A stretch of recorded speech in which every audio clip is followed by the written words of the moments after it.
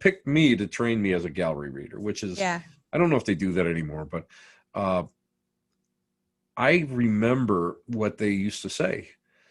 Never, just clear your mind and don't worry about whatever, do not go and like sit there and like in your head pick who you're gonna like call. And I always wondered why. And then the first time I did it, I had like in my head, I'm gonna go to this one, because you have to do the 3 messages in 12-minute thing.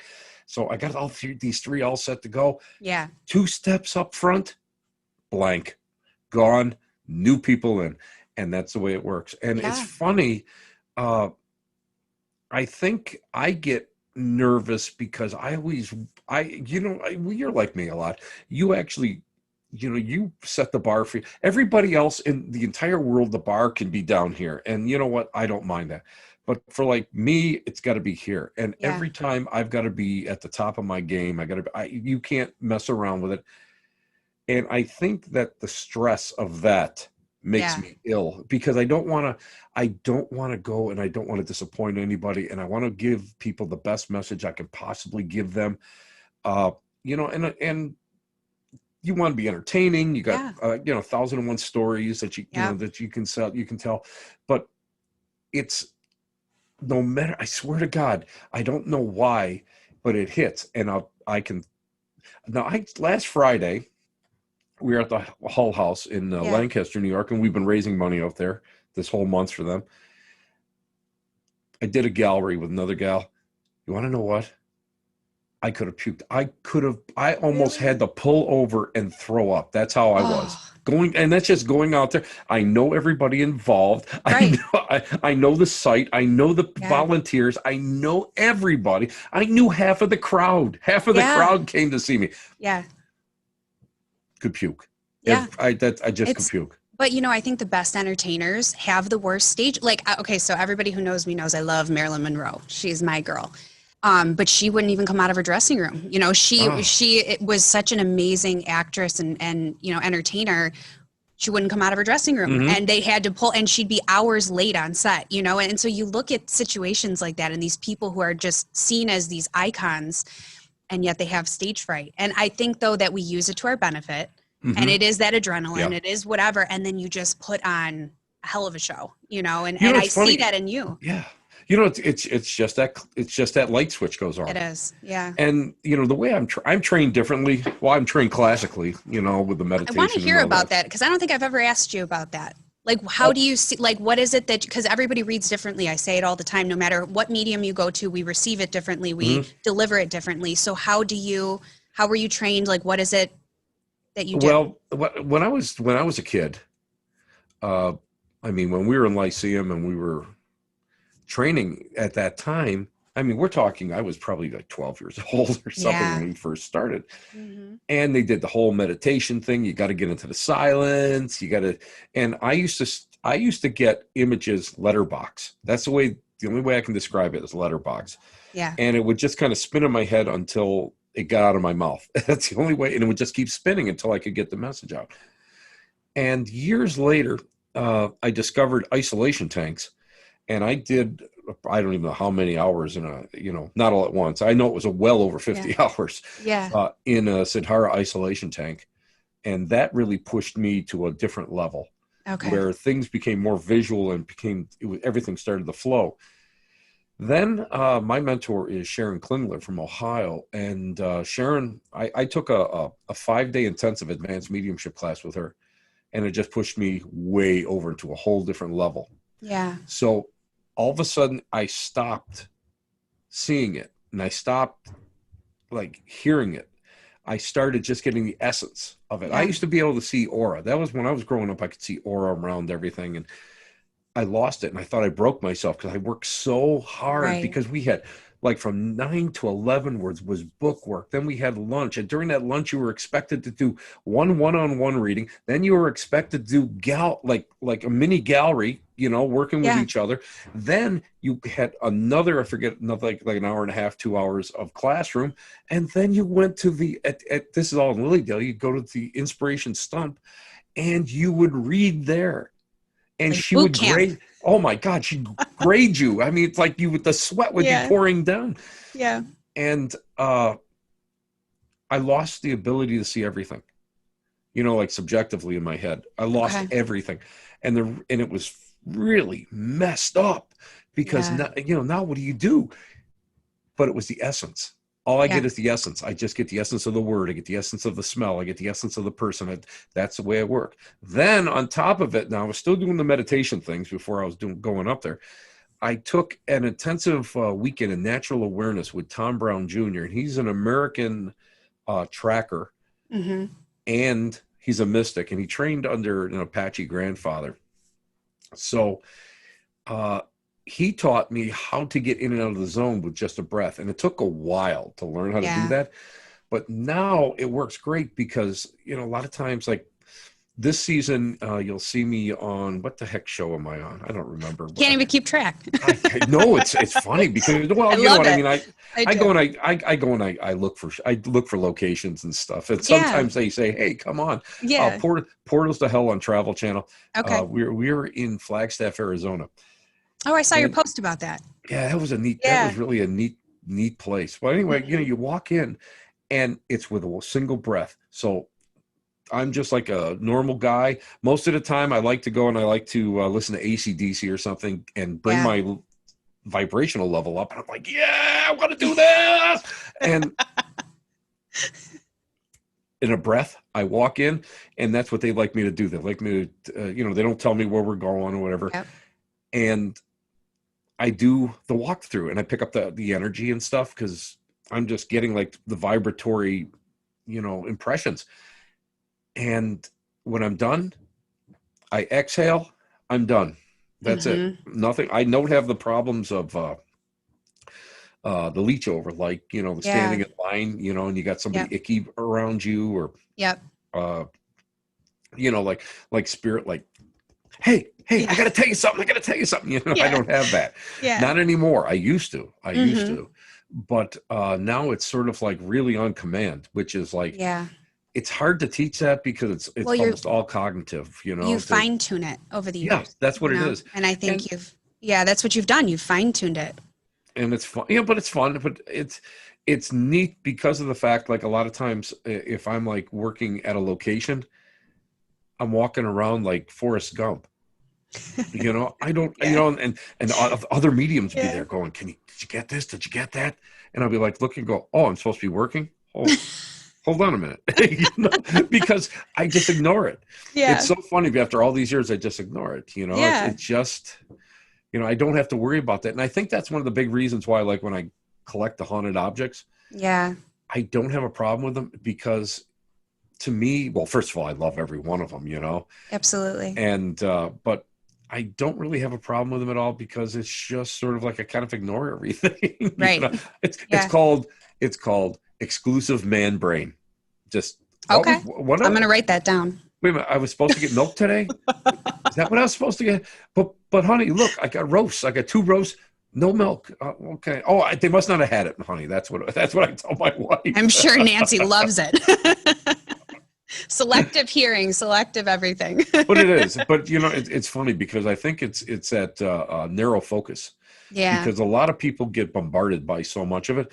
And Yeah. when I was a little kid, uh, an old guy told me, listen, boy, what you're learning here is not to be your life. It's to be an addition to your life. Yeah. So in other words, don't let it overwhelm you. And I worked for a radio psychic for a number of years Mm-hmm. in her healing clinic. And she couldn't go out during the day. She couldn't go to a restaurant. She couldn't go shopping. She had to shop at midnight. The only thing she could really go is go to the casino because it was loud, Right. drowned out and she never learned to do that. And it's like, I don't want to be like that. I didn't want to Yeah. be, that crazy person talking. Well, I am that crazy person that talks to We're all himself the crazy. time. But yeah, but I mean, it's kind of funny because I didn't want to be like that. Yeah. And so I really became super focused. And it's funny because, like, I was at a location recently, and one of the guys that I've known for years, he's like, you getting this, you getting this, getting this. I'm like, Yeah. looking at him going,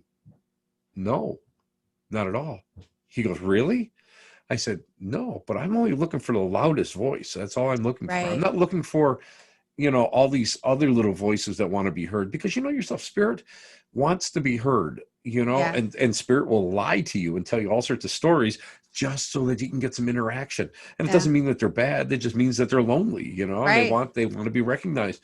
So, it's the same way when I'm working locations, the same way when I'm working, like I even work with like divination and that sort of stuff. Loudest voice, the loudest, single most focused voice I can get. Yeah. Otherwise, don't bother me, Right. you It's true. know? And it works in, especially in gallery settings, right? So it's Oh like yeah. everybody wants something, they're there because everybody's hoping to get a reading, but we have no control over what that loudest voice is. And then the next loudest Exactly. voice. And it depends on energy. It depends on, I always say too, spirit gives you what you need.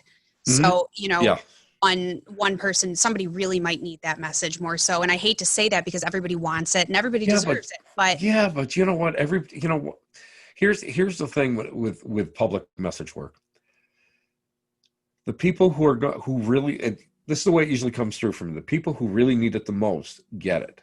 yep. The people who are marginal, maybe. Mm-hmm. And that's why, another reason why I think they book me, they like, some of the casinos like me, is because I make it a point, and this is just drives my poor wife up the wall. I make it a point after it. I'll do, yourself. You're doing 55 minutes to an hour and a half, Yeah. and I'll stand there for 2 hours. And if people have to come up and tell me a story, they want a mini reading or whatever, I'm going to be available, because of the fact that I feel that everybody, if whoever needs something, at least I can try to help them a little bit. Yeah. And that's the way I do it. Mm-hmm. And it's kind of funny because, like, in regular gallery, man, it's, yourself. It's like, wait a minute. Did you get the piggy? You love the Oh, piggybacks? I love the Oh my piggybacks. God. Yeah. I'm one of those guys that has to, listen, Tessa, I'm not Italian, but I have to use my hands. Exactly. So I am like this. I'll be talking and I'll be like, hold on a minute. And I'll point at him and go, okay, I got to go over here. And the reason why I'm leaving this finger up is so I remember to go back to you.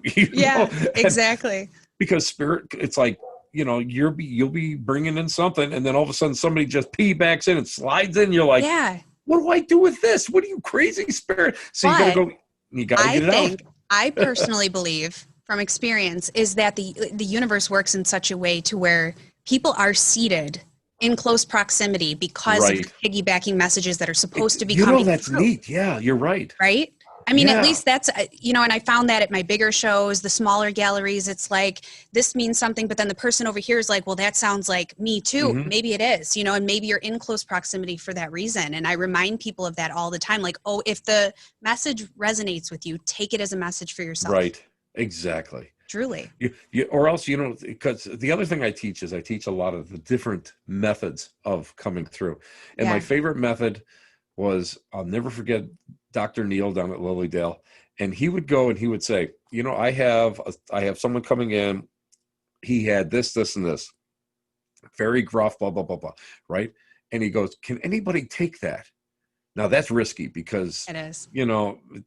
people don't really, most people are like this. Right. Around. And he taught me the greatest trick in the world, because if you get that and you're doing that and you go, one ringy dingy, can anybody take this? Wait a minute. Two ringy dingies. Are you sure? And he'll go, he'll give a couple more identifiers. He goes, well, sorry, call back later, click. And then he goes on to the next one. I love he does it. But you know what? Again, that goes with showmanship. And It does, yeah. But I thought it was a kind of fun, respectful way of just, nobody can take it. Yeah. And yourself, later on, people come up to you and go, Tess, when you were talking to me just a little while ago, that wasn't me. That was the guy behind me. And then this other guy will come up and go, that was me. Oh my God, you're the greatest thing since sliced bread. Oh my God, you're sliced bread with cheese. That's how great you are. Yes. And or you get the ones who come up to you and they're like, I know that it looked like it didn't make any sense, but everything you said was so accurate. And I'm like, why? Why? I know, I know. But Doesn't happen often. It does not no, happen often, but no, you do. And people, I think, because you touch on such intimate and personal and, right. and really tough scenarios sometimes, tragic things. And, it's like a deer in headlights sometimes. And I Oh, empathize with people because you're in front of an audience. It's not a personal reading. And then you get also the people who don't expect to get anything. And maybe they're non-believers, but then they come there and like they just can't deny what hmm came through, and all of a I sudden love they're a those. believer, Those and are like fun. those are amazing moments. I Yeah, love those are that. always fun. Yeah. Well, when I first started, and I hate to use the word professional because I like worked in churches, and I stopped for about 10 years. When I discovered sex, drugs, and rock and roll, I kind of had to get through that. Yeah. But when I came back to it and I got serious in what I was doing, really when I started working hard and really getting the unfoldment going, uh, I used to get some of the most horrific messages coming through, and they were like the last moments of people's lives, Yeah. and like aborted or miscarried children. I mean, I used to get these, Yes. and it's like, why am I getting these? But then, you know what? I think I got them in that order so that I could go and feel comfortable bringing them through later on. Yeah. And that was tough. That was something that was tough to get through. Now it's sort of like, it's not as bad, Yeah. but when it's that sound of like the heart beating on the monitor Yeah. in a hospice room or something, Yeah. and you get that and you can hear the drip of the morphine going in, this Yeah. whole that was really tough for me to kind of come to grips with. Yeah. But There's a lot of now, things people don't understand how hard it can be sometimes taking yeah, on that information and the taking on emotion. those. Yep. It's The, tough. the other thing is when I first started out, when I got back into this, after being off for those few years, uh, I used to get physical pains, Yeah. like somebody that passed away from an aortic, I call it an aortic explosion. Yeah. I mean, a heart attack and all that. And I used to get like pressure in my chest. So I had to go and I had to like visualize an etheric body next to me so I could actually take the pain and just put it in there. So Yeah. physically wouldn't affect me. Yeah. And it, I really feel that like a lot of that I had going on, I think affected me physically, Yeah. over the years. So now I'm a little bit more careful. I shouldn't say a little. I'm now a lot more careful. A lot more Yeah. careful. But I It's mean, true. I grew up in an era where there were magnetic healers, where they Right. took on the pain of that person, the illness of that person, and then kept it with them and then let it just, ease out, ground out, Yeah. instead of like, sending the healing in and affecting it in that way. It's a little bit different. Yeah. So I think that may have been even like in my upbringing and in my early training, because I was exposed to that. Because I mean, you got to remember, I mean, my family goes back in spiritualism to 1880. Right. So I was, brought up Roman Catholic and modern spiritualist. So as a kid, I saw so much of this. So I think I was really influenced by it. So Oh, that absolutely. makes sense. You know what it's Yeah, like. I do. You And know, I learned really quick how to, I think honestly, because I've been able to see obviously since I could remember about my son's age. And I always did little like messages and readings. And then I started hmm working with cards to identify things for myself. And I always did. But the very first like public reading I ever did, of course, the universe gives me this, but it was a woman who lost her son Yeah. and in a very tragic way, and they thought it was suicide, and it ended up being an accident. hmm And it was almost like an investigative thing happening Those in are my tough. brain. And it Yeah, was the those are first tough. one. And I was like, by the end of it, not only was it accurate and I helped to heal the woman, I just sobbed. I was Yeah. like, oh my God, am I supposed to be doing this? Like, I didn't know what to do with myself because I was so overwhelmed, not realizing that Yeah. it was coming from her. Yeah. I'm picking up on that. Like I learned quick. I learned quick how to identify certain things, block certain things, take it on enough to deliver the message, but not allow it to drain Exactly. you, and I It's tough. continue. It's Yeah. tough. I mean, it's a lot of people don't. A lot of people don't learn it, And that's something that everybody has to be really, especially anybody we do, with what we do, we really got to be Yeah. careful. Now, I mean, even, now I don't take on very many negative cases anymore. Right. I took on too many, I think, over the years. And that, I think, really wipes you out. I mean, It it's a does. constant. And it's not like what you see on TV. You go there and, you smudge a little bit and you dance naked in the backyard with a dead chicken or on fire. I That's think not, that's just you. well, I just kind of like that. That's just, You know, Tuesday evenings with Tim. that's normal with me. What are you talking about? I know. But I think people don't realize that it's like sometimes you're there for a week. I mean, you got to keep going back and forth for weeks at a time, and you got to keep doing this, and you got to keep redoing it, and you got to keep re-educating the people, and you got to know what you're working with, Yeah. and you got to know when you got to, you should hand off to somebody that may know a little bit more than you, and that negativity really can throw you for a loop. I mean, Yeah. all the stuff, all the years that I've done it, I've gotten one attachment all the years I've ever worked. And that was because I thought I was the cat's ass, man. I thought I was better than anything else. Yeah. And it was it was on a local reservation, an Indian Okay. reservation. And I shouldn't have been there because, Right. I may have respect for Native Americans. I may have a lot of friends who are Native Americans, but I'm not Native American. Mm-hmm. So that was a big thing. And I don't think I should have jumped in on it, is what I did. And something got a hold of me and really kind of put me through a little bit of a ringer. Yeah. So It's rare though. I want to say this real quick because it's rare, but I get a lot of people, a lot of people are worried about getting readings. Not everybody, because yeah, I feel like it's more normalized now. And, obviously in yeah. this day Oh and yeah, age, now. it's more publicized. It's more okay. But a lot of people worry, and a lot of questions are like, can this come home with me if you do a reading for me, or do you get attachments? Oh my Or, God, yeah. so it's people are scared of that, and Oh, rightfully big so if time. they don't Big time. understand. Yeah. And I'm going to tell you what, there are some people out there right now that, for whatever reason, are telling these people they got attachments. They got this. I'll get rid Right. of it for you. I'll get rid of it for you. It Right. doesn't matter. You don't. Normally, if you bring something home, this is what I've found over the years. If you bring something home with you, 4 days, usually you get some physical phenomena going on, Yeah. you're kind of feeling, not right. It's about 4 days worth. Then the energy dissipates. Yeah.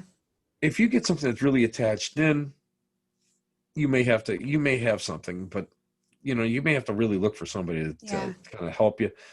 But I found that most people, they don't get anything like that.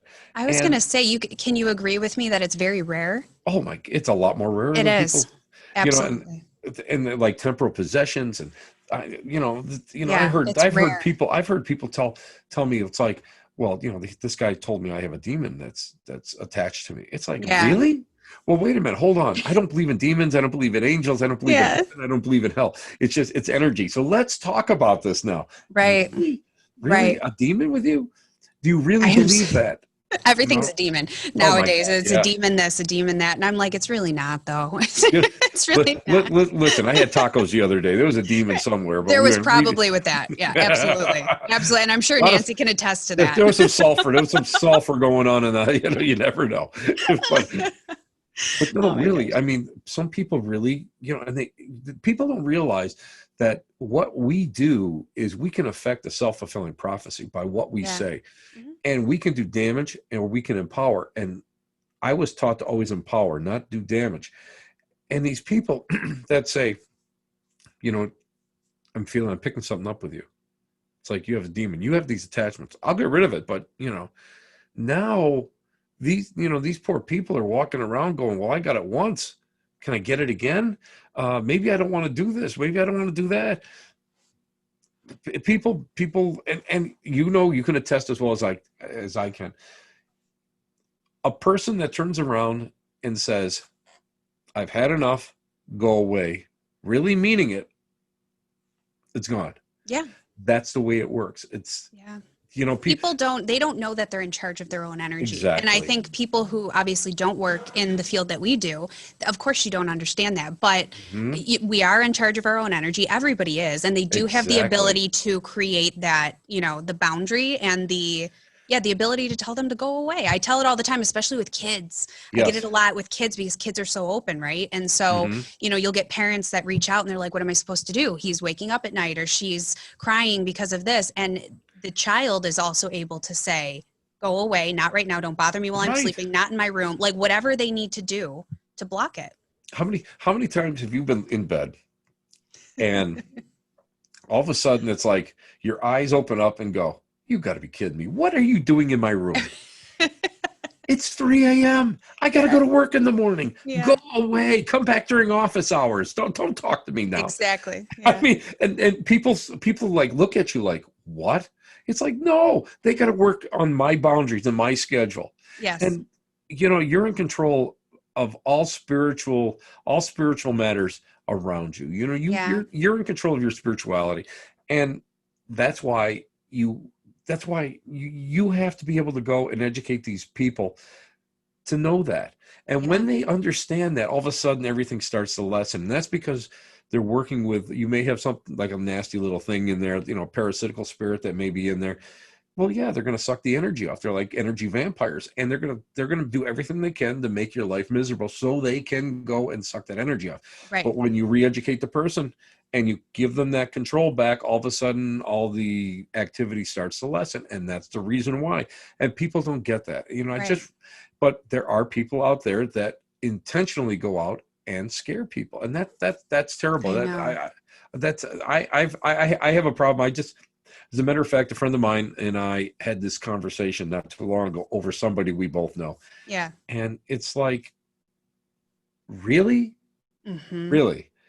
Why are you saying this? Now, I've worked with exorcists and I know, Yep. I know Johnny Zaffis personally. He's a good friend of mine. Yeah. And I know demonologists, and I mean people who are really church trained or have like all these years in the Yeah. field. Yep. I knew Lorraine Warren, and it's like these people were the greatest people in the world, and this guy over here or this woman over here is like telling these people all this craziness. It's like, It what are taints you the good. doing? Yeah, it taints like the hard work and the dedication and the Yeah. good that Lorraine Warren and Johnny Zaffis, these people have already put out into the world. And then Yep. there's these other little, people who, and I get people with me too sometimes where they're like, well, you're not going to tell me anything negative, are you? I went to a medium before and they told me these crazy things. And I'm like, well, then you went to the wrong person. Yeah. That's not Well, what it's meant that's not. for, Yeah, that's not our job. I No. mean, we can allude to things, and Right. I'll tell you the truth. I'm very careful with what I say. Yep. I never tell anything about death. I mean, I will say, there's a trail of tears coming up. That may mean a death. That could be a sickness, whatever.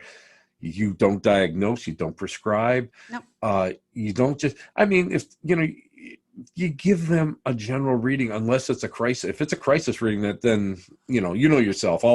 Everything, all stops are out. Let's Yes. sit down and get to the bottom of this. Yes. With this matter. But on general readings, you shouldn't go and like. But here's a good one. I remember a guy giving me a reading down in Lilydale, and he said, "You better get out of the dale by dark. You got to get out because there's going to be a terrible accident and you are going to be hurt so badly you could die." And he's telling this in like a general gallery reading. Well, Oh my God. yeah, my feet got out of there like immediately, Well, because, yeah. and I was, we were younger at the time. Yeah. And I thought that always stuck with me. I'm thinking to myself, are you out of your mind? And Yeah. I'm dealing with somebody that calls up and says, or sends messages out and says there's something maybe attached to you or whatever. Yeah. Well, all of a sudden now the person's going to be thinking about this stuff. Right. So you got to be careful. What I think with that is there's a difference between people who treat what we do as a gift versus an ability. Now, see, for me, I see it as an ability. I don't necessarily like to call it a gift because you and I feel the same way about it. Because here's the problem that comes along with calling it a gift. All of a sudden, people put you on this pedestal and you become this know-it-all and every word that you say they ride on. And the problem But I put you on a pedestal anyway because you're short. This way I can see I put you on a pedestal and you're like eye level with me then. Okay. Maybe not even. Maybe not even. I might need like two. So And that's very true. I need that for my next gallery show, a nice pedestal to step on. But truly, I call it an ability because Mhm. it's just like anything else. A doctor has the ability to heal people. We have the ability to heal and help people, but I don't see it Exactly. as a gift because we are not God. We are not, and there's certain things we shouldn't be talking about. We are not allowed to see. There is free will. People Yeah, can make their own choices. Who are we exactly. to make choices for people or to change their path in life when Oh it's my their God, own to make, exactly. right? Exactly. But people take advantage of that Yeah. and they call it a gift and they use it as a gift and they manipulate people. And that gets me to the core. I cannot stand Well, you know what kills me is that type this, of that stuff. everybody says, "Oh, this stuff is a gift. This stuff's a gift." I'm thinking to myself, it's not a gift.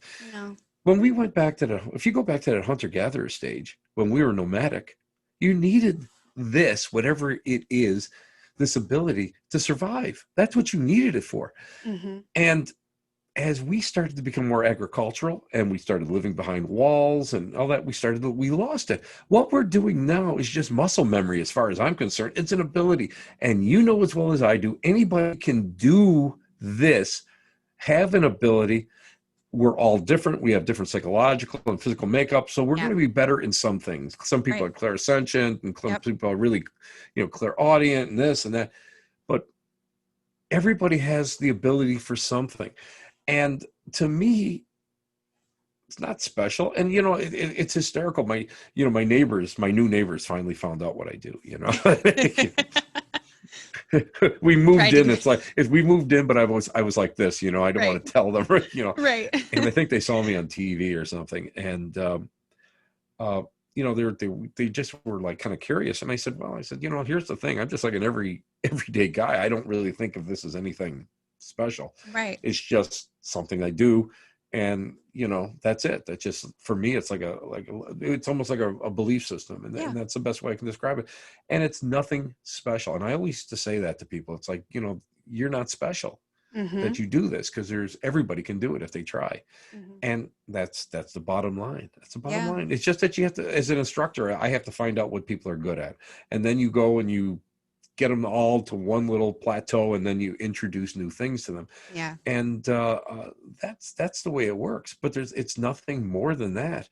And it's, like I say, me, I'm just, you've seen me at psychic fairs, it's like, Yes. Yeah. it's like, what Yeah. no, it's all right. Well, do you remember when that spirit went and threw that six-pack of beer at you? It's like, yeah, and I have to thank him because I didn't have any beer. Exactly. So I did Yeah. have a six-pack on when I walked out. But people are like, I can't, we all concentrate on different things. I concentrate on the beer, and other people concentrate on the action. Right. It's no big deal to me. It's Yeah. the same thing when I'm doing the show, and down here in my collection area in my basement, I'll see something black go back and forth. Right. I'll see something like a shadow or pixel, like a pixelated cloud or something. It's normal. And Yeah. that's the big thing. I always tell people, it's like what we are. There's nothing paranormal. Everything is normal. There's nothing supernatural. It's all natural. Science just hasn't caught up to it yet. Yeah, I And agree. and that's all it is. And when you think of it in those terms, it's like, well, it's true. Yeah, it's Just energy. It's whatever it is. energy. And that's already been scientifically proven. Energy. It can't be created or destroyed. So, we are Exactly. energy. Where does it go? There's so many questions Exactly. and so many different ways, and I love that there's more studies and more things coming Hmm. out to prove that, and I like, I've seen a lot of people in the paranormal world too, kind of leaning more toward investigating just that, the energy and what makes this. And they're also using their intuition more Right. in these locations and things like that. So I find it to be very interesting. And you're right, everybody I has a gotta. level of intuition. Yeah. They And really do. It just depends on what's your niche. How are you but going to that's use it? it. That's it. And it's, you know what? It's not that hard to figure it out. But Right. people are afraid of it because of, the way they were taught, watching The Exorcist, Yeah. and, all the horror movies and stuff. So people are afraid of it. Hmm. And I don't like when things jump out at me. When I was at That Wildwood, would scare Wild, anybody. oh my God, I was at Wildwood Sanitarium, and the last thing they told me was watch the F-bombs. I'm up on the second floor, and we're doing solos because COVID had just hit, so we're all getting, Yeah. like 4 of us, 5 of us are getting together, and we all got like, we have our little individual cameras and stuff, and we're in the building all by ourselves. Yeah. And I walk up there, I come out of this doll room, and somebody's standing there, and you can see the brim of the hat, and he's about 5'6", shadow person. Well, I forgot about the F-bombs, and I was like, rah! I jumped back. Yeah. And I looked again, and it was gone. And then I was setting something up, and I looked over, and there it was again, looking at me. And maybe it was looking the other direction. I couldn't see its eyes. But it's funny because all the stuff that, you see, like, slowly move around, and, you see stuff manifest, and you see, and I mean, I've been doing, I think I went to my first seance, a children's seance, like in 73. I think I was like, I don't know, 12 years old, 10, 12, 13 years old. And, when it's there and it's on purpose and it doesn't bother you, but all of a sudden it's like haunted houses, like you turn around and there's something there. Yes. You know what? There goes the underwear right out the window. I might as well not even even try to do anything, because that's just stuns me. My wife, Nancy, will turn around, and what she does is she just stands there, like next to a stairway or whatever. And I come walking out, cause I'm thinking it's something else. And she just there. And all of a sudden it's like, I'm jumping back, like, like a little girly man, I'm jumping back. And it's like, do you do the scream and everything? Oh no, I do the fist. It's like, it's like, oh. It's true though. Even no matter how much we interact with spirit all day long, if something jumps out at you, you're scared. That's it. Like for me, if I go into a location, the location doesn't scare me. If something jumps out, yes, but I get scared easily, and people love my reactions. It's the worst. My kids have caught on to it. So if you jump out at me, no. Yeah, they do it to me constantly. Like they'll just be waiting somewhere, and people love my reactions. I can't go into like those fake haunted houses, Fright World and whatever. I'm a mess. I'm a hot mess. So, but it's true. If they jump out at you, naturally you're going to get scared. It doesn't matter if you're a medium. It doesn't matter if you're an investigator. It's that stun. It just happens. Like, yeah. Yeah. It's amazing. I'll tell you the worst one. I'll tell you the very worst one. We're in this old church, old church. And I thought, what was I doing? Oh, I think I was filming. I was filming for somebody. And so I had the camera, and we're going down into this basement. I'm just going to tell you something. Homie don't do basements with spiders. I don't either. I don't either. I turned on my white light. I had my IR on, and I just turned on my white light, and where we were going was almost solid white with web. And as the light hit it, all you saw was this. No, I'm not going down there. Absolutely not. No. Burn the place down. Oh, at that point. I thought to myself, listen, if there's something bad down there, it can stay down there because it's happy. Because it was like, I'm not going down there. But yeah, I mean, there's stuff like that I have to draw a line at. But yeah, normal stuff, no. I mean, it's even like if you feel something negative, like sometimes when I do the walkthroughs, and this is what I love, and what this is something I teach in my paranormal classes. If you use a sensitive, the sensitive is there for one purpose. To bird dog for you. Mm-hmm. Find where the energy is, find where the activity is. And I like that, because then I walk through and I make an audio version of my transcribe of all my feelings. Then I pull the SD card out and I give it to them, and then I'm home in bed by midnight. That's my big thing now. Right. Or they bring me along as as an investigator. Very seldom do the two mingle, because of the fact that it just doesn't work right. Right. And man, I'm going to tell you what, there are some times when you walk through those houses, it's like, it feels like, it just pulls the air right out of you. Yeah. And those are the areas that you look for. Those are the areas that people want. When I first did with Nick Groff, we did lockdown at, and we did a Hinsdale. Yeah. There's one room there that I can't say. They call it Mary's room. Oh. And the one daughter lived, she didn't actually even stay in that room very often. But Joe Piari and I have been going there since oh my God, 2011. I love Joe. I miss him. Oh Hi, yeah. Joe. Oh, that's my buddy. That's my buddy. Yeah. And that room is the only room that made me nauseous. Yeah. And I have to say that I was there not too long ago, and it still makes me nauseous. And it's just that vibration. It's, exorcists call it the gift of discernment, where you get in the solar plexus, like a vibration in the solar Yeah. plexus, like a Mhm. nauseating feeling, and that's what I get. And that's Yeah. the one. And other people don't feel it, but that's the one room that really gets me. Yeah. I got to And tell you about that in a minute. but that room, I mean, again, and that's, of course, I mean, that's where I saw that girl at the bottom of the stairs in Right. 2011 Yep. with all the stuff going on, the bangings in the house. And I Yeah. mean, it's really, we found, we had videoed all, like, every room from four corners, Right. and the downstairs bedroom.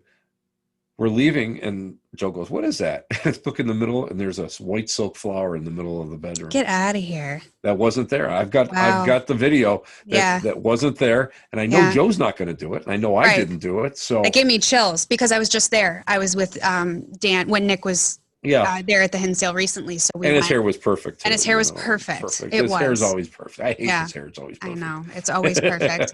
It was strange because Dan has been trying to get me to go there and asking me, and I've been saying I wanted to for the longest time. And so I went when Nick was there, and when we were outside and, Dan was doing his thing and Nick was talking and we were by the fire, immediately I picked up on this little boy, and I turned to my friend and I said, there's a little boy. And I wasn't sure because Yeah, I wasn't so tuned in yeah, outside. I was listening to Nick and Dan and whatever. And then we walked inside and this kid would not let up. yep, And we went upstairs and they were filming and Nick was doing his live thing. And we went upstairs and there's that closet, right? You know what I'm yep, talking about, off to the side. yes. And I was so drawn, like I just kept feeling drawn to the closet. So I went into the closet. There was another guy there, Jerry, who's a wonderful follower and supporter. And he's in the closet there too. And he just looked like off. And I'm standing there with him and I'm looking at him, and he was in the closet for the same reason. It was this kid who wanted like parental figures there. He saw me as the mom. He saw Jerry as the dad, and we're both parents, which was crazy. And then it just started unfolding, and Nick had his Geo box, and Hmm. he brought that up there, and then it started playing out where the man was picked up, on the box, but we were picking up on the fact that he had hurt this kid, Hmm. and the kid was clinging to me and Jerry and didn't want us to leave the closet. And we were picking up on all of these things that hadn't even been found before because there's so much at the property, There's and it it's was unbelievable. that's crazy. That place is crazy. Well, they used to see that one kid with a gun Mm. walking in the hill behind the place, and This was like an 8-year-old. yeah, This was a little kid, oh, and little he one, was yeah, showing being dragged down the stairs, and it was very overwhelming, especially as a parent.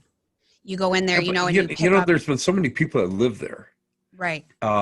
It's like, if you go like to old Fort Niagara and you do archaeology up there, it's called it's overlapping archaeological site, which means that you have all these eras, these time eras that you're working through, and you have to dig down from modern day and try to get down to ground level of 1600s. Yeah.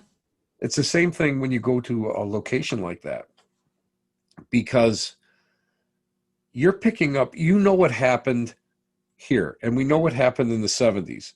But what happened between the 70s and here, and what happened between the 70s going down to the 1800s when it was built? Yes, What exactly. happened? We don't know. There's so much that's not that's not written down. We might have like the names of the people that owned it, but you don't have the personal narratives. So that's where it gets tough, and you never know what you get. The second thing is this: could it have been attached to someone who was in the group with you guys, or Hmm. was there beforehand? Because I go to a place in Newfane, New York, we call them Civil War huts, and we Yeah. stay out there and do our thing out there. Yep. But it was like a landfill back in the day. It just all filled back in, and then they built these huts and stuff over it. And they had paranormal investigators in there, and they were getting EVP interaction. Right. Nothing ever happened there. Right. And you remember the Constantinos, right? The late Constantinos, what a Yes. tragedy, because I knew them. And Hmm. oh, that whole thing. I think about them often because they're just, they were a big influence on me in the way I think about EVP work. But they used to get almost what sounded like the same voice, the same attitude with F-bombs and all the other stuff Yeah. all the time, no matter where they went. Hmm. So could you be influencing? So it's hard to tell. It really, it's so hard to tell. And again, I always tell my students, it's like, always remember one thing: spirits lie. They do. Spirits They will lie do. just to get that interaction. I remember even the late Ray Buckland telling me the same thing. If you're doing this, ask that question 3 different times. Try to get the same answer, Yep. because you never know. Yeah. And I think that's one of the big problems that people have now is they take everything at face value. Yeah. And, it's even like working with Ouija boards, but I've been working with them for all my life. And, people are worried about Zozo. People are worried about this and that. Well, don't listen to them. What's wrong Right. with you? And then just, and then as you get a good interaction, and all of a sudden something might get a little snarly, you don't know. You got to Yeah. stop it. Stop And it. it's true. They It will come to suckers you you in. in whatever way they can. I wrote a post about this the other day, and it was about an experience that I had as a kid where in the building we grew up in, it was an apartment building. And of course, being Mm-hmm. Italian, everybody lived together. So it was like, my grandmother and us and my aunt and whatever. And so everybody was there. And there was a lot of, the building itself, there was a lot of tragedy that happened within the building, but we also don't Mm-hmm. know before, because you got to think downtown Niagara Falls too. There are Native American Oh things. yeah. What Yeah. so, there was a spirit that would call out to my mother as a child when we weren't even home. There Yep. was something that would come to me as a child, and I remember vividly, and like I said, I wrote a post about this, but it was this thing came to me as a child, but then transformed the minute that I didn't want it near me. It almost like got angry that I Yep. wouldn't maintain attention, and I saw what it really was. And then that carried over. And my sister was younger than me at the time, and she used to be in a crib, and she would say the man hit her. The man would hit me. She would wake up crying, So whatever this thing was not good. Do I think it was demonic? No. But whatever it was, I can't really explain. But like we're talking about, it will come to you in whatever form it can to gain your attention. That's where you Exactly. have to be able to determine, feel the energy first. What does it feel like? I know what it looks like. What does it feel like? Right. And again, people don't get that because they're looking at the surface. And a lot of paranormal investigators are going, oh my God, I got this great EVP. I got this. Oh, and I'm getting this interaction through the box. And I'm getting whoa, back up a little bit. Okay. Mm-hmm. Now re-ask the questions. Have a plan before you walk in there. You gotta have that plan, because otherwise you don't know what you're dealing with. You really don't. And if you're not attuned to like really reading that energy, Yep. you don't know. You don't know.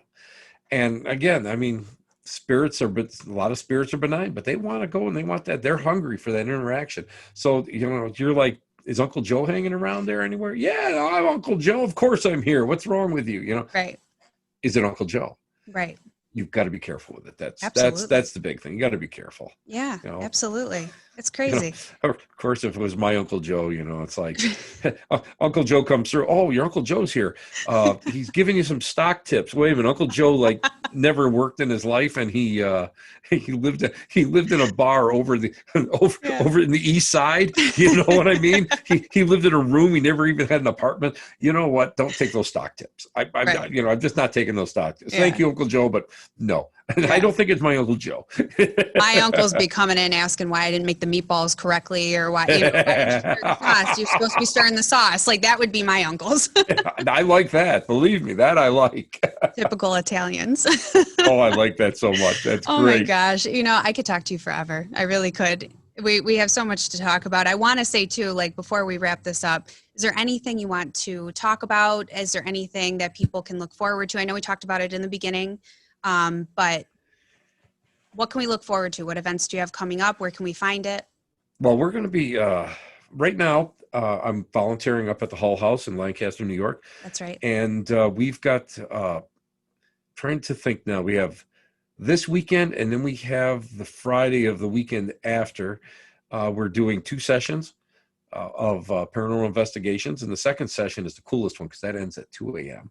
and they've gotten some really neat stuff out of there and some great EVPs. Yeah. I'm even like in awe of the place. But you have like you've got a 1810 stone building, you got a Victorian house, you got a Civil War era barn, but you also got a family cemetery, which we have gotten some great dowsing stuff out of, where we kept asking, is this where you're buried? Is the stone right? And the thing will go, no.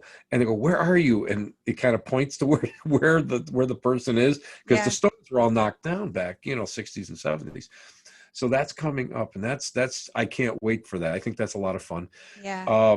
And Tuesday night, 7:00, you Black Cat Lounge, coming from where? Yes. Right here, down in my basement, next to the transfer station. That's where I am, man. There you go. And tonight we're going to be having, I'm going to have my little sister coming on, Marla Brooks, cool. which is always fun.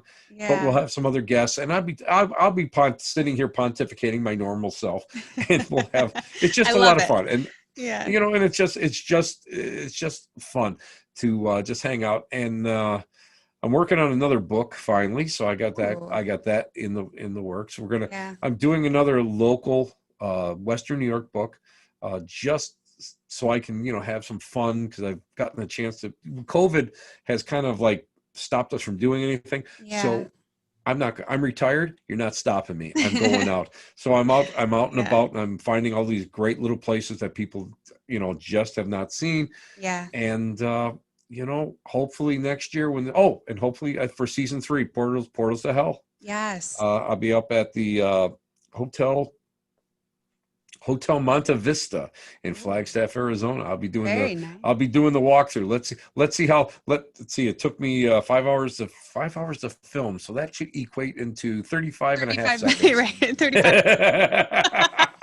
People have no idea what it takes for TV and media. All this time, and you're like, that was it. It was a minute long, and I was there for like 10 hours. But you know what? It's the experience of it, and plus on top of it, I mean, I've known Kat Weidman for years, and it's fun to work with people that and it's just a riot, and that's what I look for, and I think that's what the bottom line should be with what we're all doing, is to have fun with it, not to take it so seriously. I mean, I belong to church, I belong to spiritualist churches, and they do take it seriously, but when we go out and when we work as paranormal investigators, let's just take it with a little bit of joy and love, instead of like, that always looking for the negative, always looking for something that, that is so evil that, it makes armies of people poop themselves. We don't want that. Right. No. We don't want that now. No. That's been done before, and it's all for show, and it's actually tainted kind of the idea behind what it's really about, and really what we actually do find. We should be seeking the truth rather than some. But that's it. Dramatic. And people don't get that. People don't get that. We instead of thrill seekers, we should be truth seekers. Yeah. And that's the bottom line of what we do. There's a lot of good stuff coming out, especially more recently, that I'm seeing that's going to be just that. So it's exciting to see people doing newer things, revamping and going toward that idea of the truth. Exactly. Yeah. And that's what I love. And you know what? Everybody should be out there, and patience. And everybody needs patience, because I know that for us, the training that we've taken and everything, patience was the number one thing. Yeah. And what I'm seeing now is, of course, I mean, we have a socio thing that's going on. We've got the political things that are going on. We've got the plague going on here. We need more patience, and that's the only way that anybody is going to go and learn anything. It's the only way we're going to get through all this, and just use common sense. Just kick back a little bit. Just kick back and let things kind of envelop and see what happens, and let it go, and let it bloom rather than just beat yourself up. Absolutely. Yeah, I agree. And Tess, you're just like magnificent. You're effervescent. You're iridescent. Ladies and gentlemen, boys and girls, let me take a bow. may I tell everybody right out there that Miss Tessa is one of the greatest people out there. When I first met her, I thought to myself, this is a lady that is really good. I always remember the first time I met you, it was like, wow. Yeah. Now take this as a compliment. I'm a good judge. I'm a good judge of horse flesh when it comes to This is mediumship. true. And Yes. I really am. I pride myself on that. Yeah. And when I first met you, I went, holy crap, this girl's got it going on.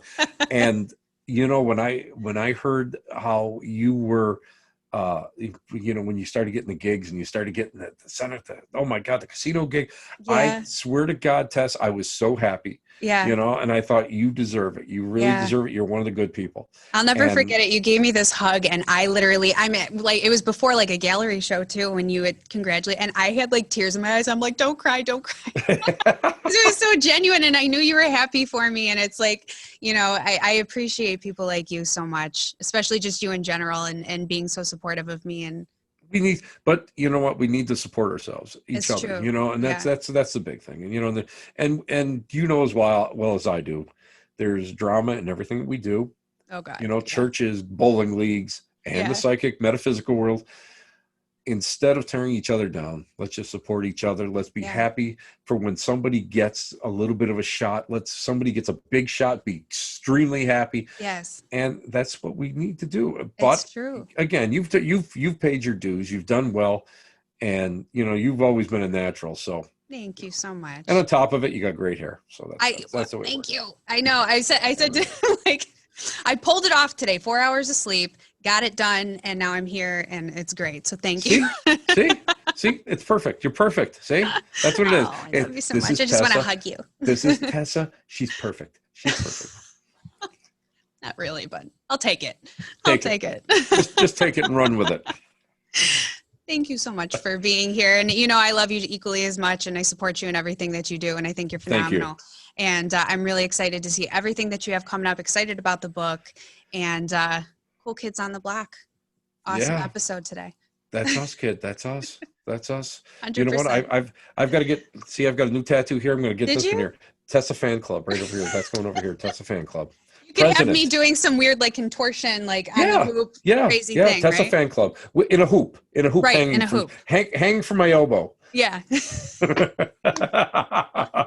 love it. You're amazing, Tim.